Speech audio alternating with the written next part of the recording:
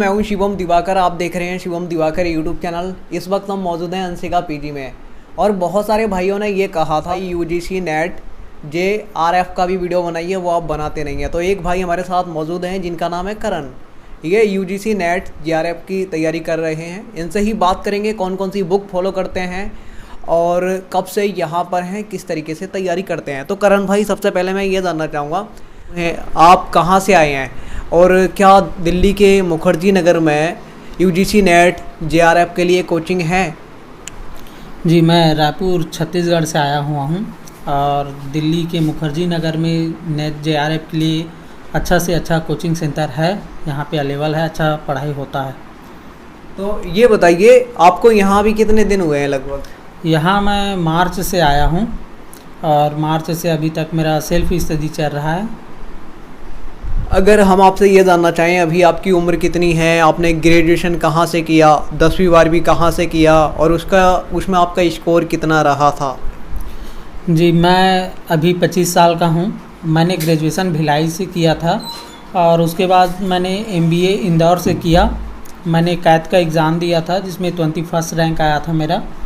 और UGC net के लिए मिनिमम मास्टर डिग्री का होना ज़रूरी है, इसलिए मैंने एमबीए किया। यानी कि अगर कोई भी यूजीसी नेट की प्रिपरेशन करना चाहता है तो उसे मास्टर डिग्री लेना ज़रूरी रहता है? जी बिल्कुल, मास्टर डिग्री कंपलसरी है यूजीसी नेट के एग्ज़ाम के लिए। इसमें कितने पेपर होते हैं? इसमें 2 पेपर होता है, पेपर 1 और पेपर 2। पेपर 1 में जनरल एप्टीट्यूड रहता है और पेपर 2 में सब्जेक्टिव रहता है। और वो कितने कितने नंबर के होते हैं, कुछ आइडिया? पेपर 1 जो है 50 क्वेश्चन आते हैं, उसमें 100 नंबर का रहता है और पेपर 2 में 100 क्वेश्चन आते हैं, 200 नंबर का रहता है। अभी हमारे जैसे भाई बहन हैं, छोटे हैं, कोई 12th में है, कोई 11th में है, अगर वो करना चाहते हैं नेट यूजीसी नेट जेआरएफ की प्रिपरेशन, तो उनको पहले क्या करना चाहिए और किन किन बातों का ध्यान रखना चाहिए, कैसे पढ़ाई करनी चाहिए? जी, सबसे पहले तो उनको अपनी पढ़ाई पे फोकस करना चाहिए अच्छे से कि मुझे ये चीज़ करना है, यूजीसी नेट का एग्ज़ाम निकालना है और मास्टर डिग्री का क्वालिफ़िकेशन तो ज़रूरी ही है। उसके बाद आप तैयारी अच्छे से कीजिए, ज़रूर निकल जाएगा। अगर इसको आप कर लेते हैं, यूजीसी नेट जेआरएफ को आप कर लेते हैं क्लियर, तो फील्ड में किस फील्ड में जॉब मिलेगी? अगर यूजीसी नेट क्लियर हो गया तो आप किसी भी कॉलेज में लेक्चरर के पोस्ट में जा सकते हो या फिर यूनिवर्सिटी में असिस्टेंट प्रोफेसर के लिए अप्लाई कर सकते हो। और जैसे जेआरएफ आपने क्लियर किया है तो आप किसी भी विश्वविद्यालय से पीएचडी कर सकते हो या एमफिल कर सकते हो। इसमें कोई एज की लिमिट होती है कि 30 साल तक कर सकते हैं या 50 साल तक कर सकते हैं? जी, नेट के एग्ज़ाम के लिए कोई एज लिमिट नहीं है, लेकिन जेआरएफ के एग्ज़ाम के लिए 30 ईयर्स है एज लिमिट। क्या इसमें जो स्कोप है सही, अगर कोई कर लेता है, जॉब अच्छी खासी है, सैलरी बढ़िया होती है या नहीं? जी बढ़िया है, सब अपनी अपनी इंटरेस्ट की बात है कि किसको कौन से फील्ड में इंटरेस्ट है। अब मुझे इसमें इंटरेस्ट है तो मुझे बहुत मज़ा आता है, पढ़ के मैं इंजॉय करता हूँ इस चीज़ को। ये आपने बहुत अच्छा कहा, मज़ा आता है। तो इसी बात पे हम ये जानना चाहेंगे, यहाँ आपकी कुछ बुक्स रखी हुई है, इसके लिए बुक्स कौन कौन सी पढ़ें, किताबें कौन कौन सी पढ़ें, आप कौन सी पढ़ते हैं? जी, सभी अलग अलग राइटर के बुक्स पढ़ते हैं। मैं अरिहंत का बुक्स फॉलो करता हूँ, मुझे ये अच्छा लगता है, बहुत ही ईजी शब्दों में लिखा हुआ रहता है तो मुझे अंडरस्टैंडिंग प्रॉपर हो पाता है मुझसे, तो मैं अरिहंत का बुक फॉलो कर रहा हूँ। इसमें एक बात और जानना चाहेंगे, क्या इसको इंग्लिश मीडियम के ही बच्चे करते हैं या फिर हिंदी मीडियम वाले भी कर सकते हैं? हिंदी मीडियम के स्टूडेंट भी कर सकते हैं अपने, जैसे कि हिंदी में करना है आपको तो आपका मास्टर हिंदी में रहना चाहिए, हिंदी में कर सकते हो। बट जैसे मेरा है तो मैनेजमेंट हिंदी में होता नहीं है, इसीलिए इंग्लिश में करना कंपलसरी है। और जो इसके पेपर होते हैं वो भी इंग्लिश में ही होते हैं सारे या फिर हिंदी में भी होते हैं? दोनों रहता है, पेपर हिंदी और इंग्लिश दोनों में लिखा रहता है। यहाँ और भी बुक्स हैं आपकी, कुछ 1-2 और रखी हैं, वो कौन सी है और उसमें किस टाइप के क्वेश्चन होते हैं? जी, ये मेरा पेपर 1 का बुक है, जनरल एप्टीट्यूड, ये भी अरिहंत का है और ये प्रीवियस ईयर क्वेश्चन पेपर है जो पिछले 5 सालों से एग्ज़ाम में आया है, आर गुप्ता का। मैं इसमें का क्वेश्चन लगातार प्रैक्टिस करते रहता हूँ कि क्वेश्चन में मुझसे सॉल्व हो सके अच्छे से, क्योंकि इससे एक आइडिया लग जाता है पिछले साल कैसा आया था, तो उससे थोड़ा आइडिया मिल जाता है। जी बिल्कुल। दिल्ली के मुखर्जी नगर में कहा जाए, जो बच्चे आना चाहते हैं यूजीसी नेट की प्रिपरेशन करने के लिए, तो क्या उनको यहाँ बेस्ट कोचिंग मिल जाएंगे, कोचिंग है यहाँ पे? हाँ, मुझे लगता है कि it is a very good environment for study. यहाँ पे एक अच्छा माहौल है पढ़ाई का क्योंकि ये कहा जाता है ये यूपीएससी और एसएससी का हब है, तो कहीं ना कहीं बच्चों को ये डाउट रहता है क्या इसके लिए भी कोचिंग होंगे या नहीं।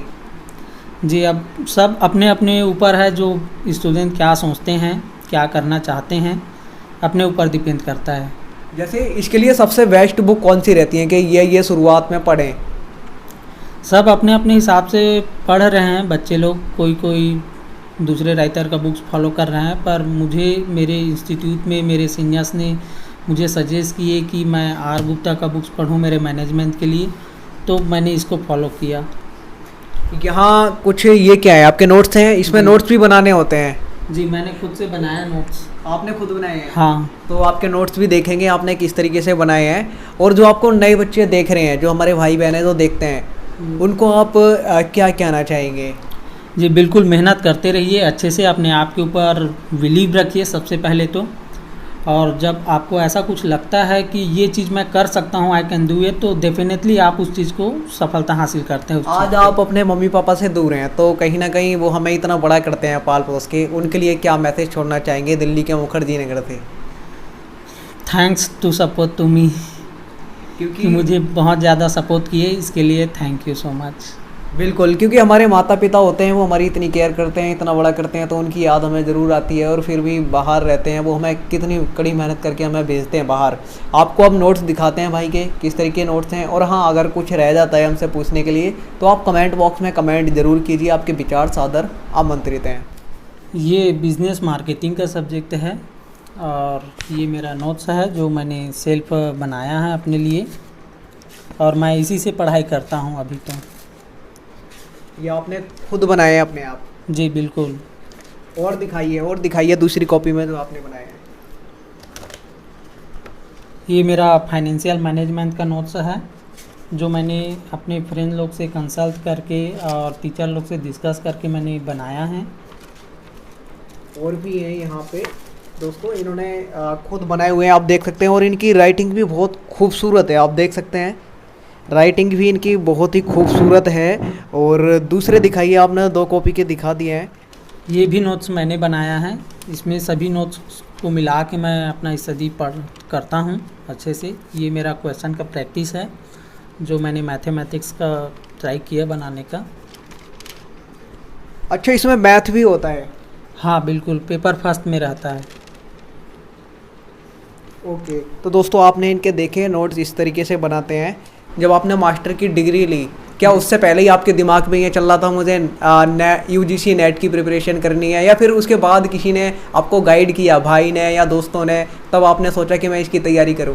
जब मैं एमबीए कर रहा था तभी मैंने खुद से सोचा कि मुझे फ्यूचर में क्या करना है, मेरा गोल क्या रहना चाहिए, तो मैंने उसी समय डिसाइड कर लिया था कि मेरा एमबीए कंप्लीट होने के बाद मैं यूजीसी नेट का एग्ज़ाम दूंगा।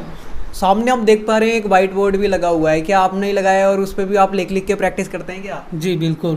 तो उस पर आप क्या लिखते हैं, आइए ज़रा बताइए, इस पर क्या लिखते हैं, इस बोर्ड पर आप ये क्यों लिखते हैं और क्या मदद मिलती है? ये मैं टीचिंग एप्टीट्यूड का पढ़ाई कर रहा था, और जो चीज़ें मुझे समझने में थोड़ा डिफ़िकल्ट होता है उसको मैं इस बोर्ड पे लिख देता हूँ, ताकि मैं बार बार जब मेरी नज़र इसमें जाए तो वो मुझे अच्छे से अंडरस्टैंडिंग हो जाए मेरे अंदर।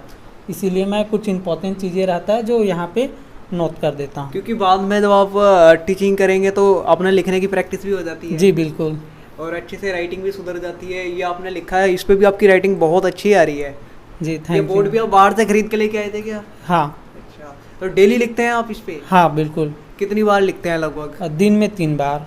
तो दोस्तों आप देख सकते हैं ये किस तरीके से यहाँ पे तैयारी कर रहे हैं, और हमारी पूरी शुभकामनाएं कि करण भाई का जल्दी से सिलेक्शन हो। आज की वीडियो में इतना ही। जय हिंद, वंदे मातरम। आशा करता हूँ ये वीडियो आपको पसंद आया हो।